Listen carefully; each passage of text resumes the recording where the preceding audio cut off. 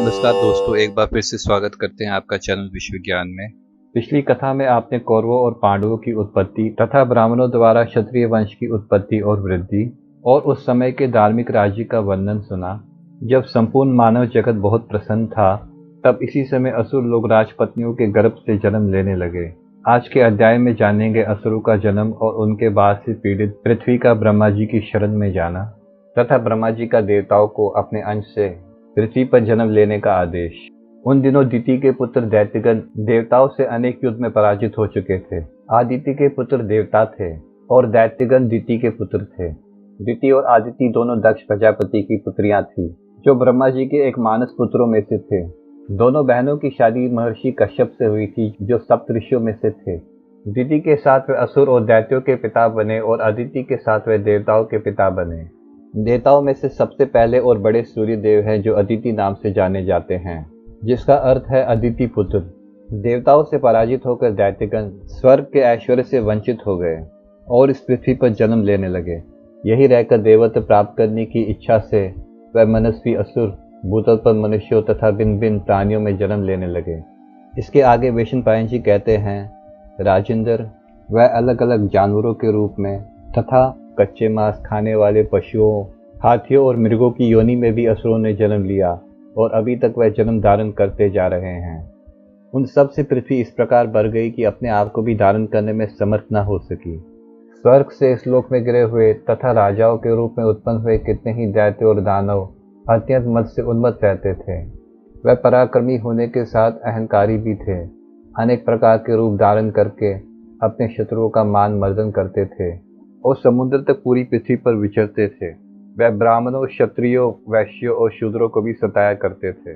अन्य जीवों को भी अपने बल और पराक्रम से पीड़ा देते थे। वैशंपायन जी कहते हैं, राजन, वह असुर लाखों की संख्या में पैदा हुए थे और समस्त प्राणियों को डराते धमकाते थे और उनकी हिंसा करते थे। वह वेद और ब्राह्मण के विरोधी, पराक्रम के नशे में चूर तथा अहंकार और बल से मतवाले होकर इधर उधर आश्रमवासी महर्षियों का भी तिरस्कार करने लगे।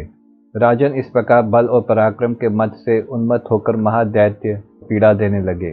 तब असुरों के बार से बेचैन और भय से पीड़ित हुई पृथ्वी संपूर्ण भूतों के पितामह भगवान ब्रह्मा जी की शरण में उपस्थित हुई।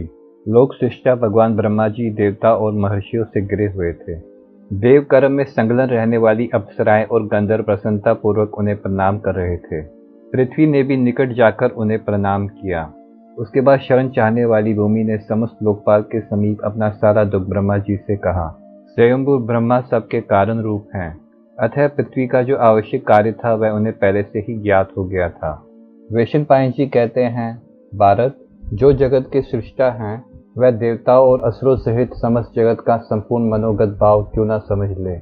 महाराज, इस भूमि के पालक और प्रभु, सबकी उत्पत्ति के कारण तथा समस्त प्राणियों के अधीश्वर हैं। वह कल्याणमयी प्रजापति ब्रह्मा जी उस समय भूमि से इस प्रकार बोले, वसुंधरे, तुम जिस उपदेश से मेरे पास आई हो, उसकी सिद्धि के लिए मैं संपूर्ण देवताओं को नियुक्त कर रहा हूँ। आगे वैशंपायन जी कहते हैं, राजन, संपूर्ण भूतों की सृष्टि करने वाले भगवान ब्रह्मा जी ने ऐसा कहकर उस समय पृथ्वी को तो विदा कर दिया और समस्त देवताओं को ये आदेश दिया, देवताओं, तुम इस पृथ्वी का भार उतारने के लिए अपने अपने अंश से पृथ्वी के विभिन्न भागों में पृथक पृथक जन्म ग्रहण करो। वहाँ असुरों से विरोध करके अभिष्ट उपदेश की सिद्धि करनी होगी।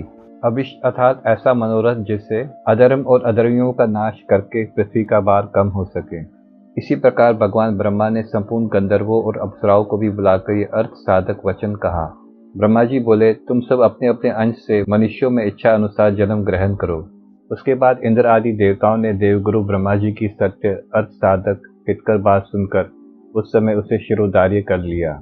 इसके बाद उनकी भगवान नारायण से मिलने के लिए वैकुंठ धाम जाने की इच्छा हुई, जो शत्रुओं का नाश करते हैं।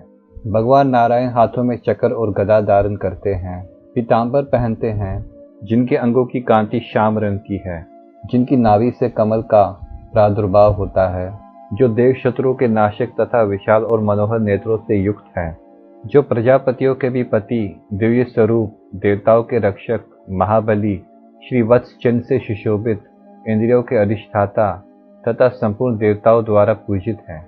उन भगवान पुरुषोत्तम के पास जाकर इंद्र ने उनसे कहा, प्रभु, आप पृथ्वी का शोधन अर्थात बार हरण करने के लिए अपने अंश से अवतार ग्रहण करे। तब श्री हरि ने तथास्तु कहकर उनकी प्रार्थना स्वीकार कर ली। इस प्रकार श्री महाभारत के आदि पर्व का 64वां अध्याय पूरा होता है। आगे की कथा जानने के लिए चैनल को सब्सक्राइब करें, वीडियो को लाइक करें और शेयर करें।